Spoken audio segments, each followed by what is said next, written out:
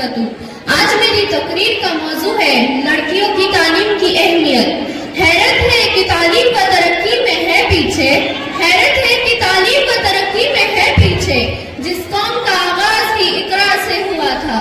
محترم حضرات، عورت کو ایک مستقبل کا معمار کہا گیا ہے۔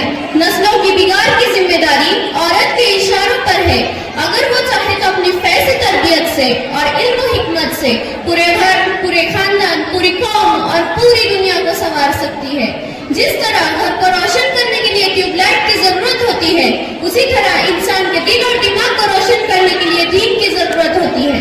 کسی شاعر نے کیا خوب کہا ہے، پگھلنا علم کی خاطر مثال شمع زیبا ہے، پگھلنا علم کی خاطر مثال شمع زیبا ہے، اس کے بغیر نہیں پہچان سکتے ہم خدا کیا ہے۔ محترم حضرات، علم ایک ایسی چیز ہے جو حضرت آدم علیہ السلام کے زمانے سے چلی آ رہی ہے۔ علم ایک بے مثال دولت ہے۔ علم اپنے بندے کو اپنے معبود سے ملاتا ہے، لہٰذا علم حاصل کرنے میں سب ایک دوسرے پر قد لے جانے کی کوشش کرنی چاہیے۔ اور یہ بات یاد رکھیے کہ ابتدا قرآن و حکیم باقاعدہ تعلیم سے ہوئی۔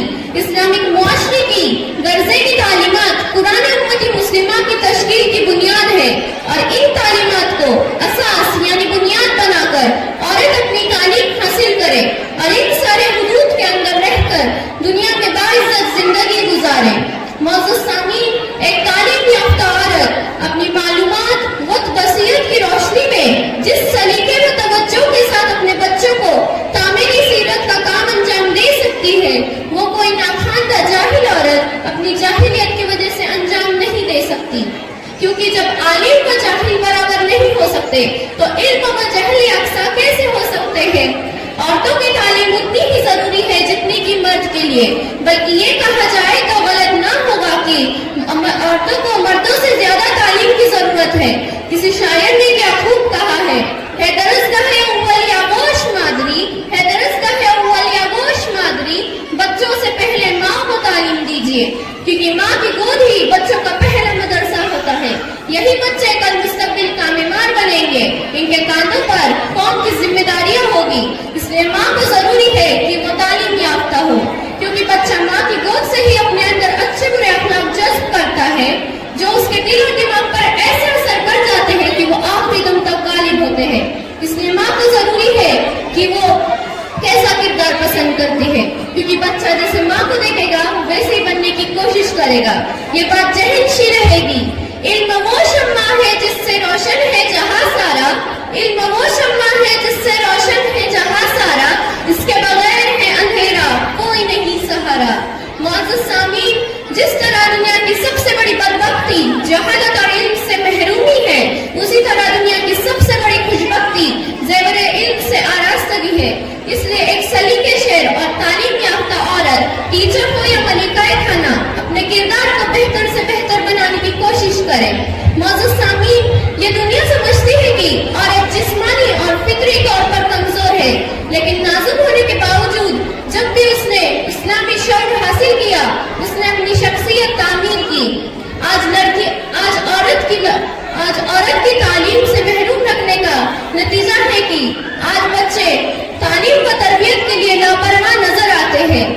معزز سامعین، اولاد کی تعلیم ایک ایسا موضوع ہے جو نظر انداز نہیں کیا جا سکتا، لیکن آج بھی چند خیالات کے لوگ موجود ہیں جو سوچتے ہیں کہ عورت پڑھ لکھ کر کیا کرے گی، جبکہ انہیں اپنا سر چولہے میں ہی تو جھونکنا ہے۔ ہم بھی کہاں اس بات سے انکار کرتے ہیں۔ ظاہر ہے کہ گھر دار کو اچھی طرح سنبھالنا عورت کا کام ہے، مرد کا نہیں، لیکن عورت کو تعلیم سے محروم رکھنا کیا اس کے ساتھ ناانصافی نہیں ہوگی؟ اور جب عورت تعلیم سے محروم رہے گی تو کیا وہ آنے والی نسلوں کو بہتر تربیت دے سکے گی؟ کیونکہ جب مرد پڑھا تو فرد پڑھا، لڑکی پڑھی تو خاندان پڑھا۔ معزز سامعین، تو چلیے ہم اس سفر کا آغاز کریں کہ مردوں کو عورتوں کی تعلیم کی طرف متوجہ کریں کہ وہ اپنی لڑکیوں کو اسکول اور کالجوں میں اس طرح علم دے کہ وہ دینی شوق سے بھی آراستہ ہو۔ کسی شاعر نے کیا خوب کہا ہے، تاریخ کے سینے میں لکھی ہے یہ حقیقت، تاریخ کے سینے میں لکھی ہے یہ حقیقت، ایک عورت بدل سکتی ہے پوری قوم کی قسمت۔ تو اپنی خوبیاں ڈھونڈ، خامیاں نکالنے کے لیے لوگ ہیں نا، اگر رکھنا ہے قدم تو آگے رکھ،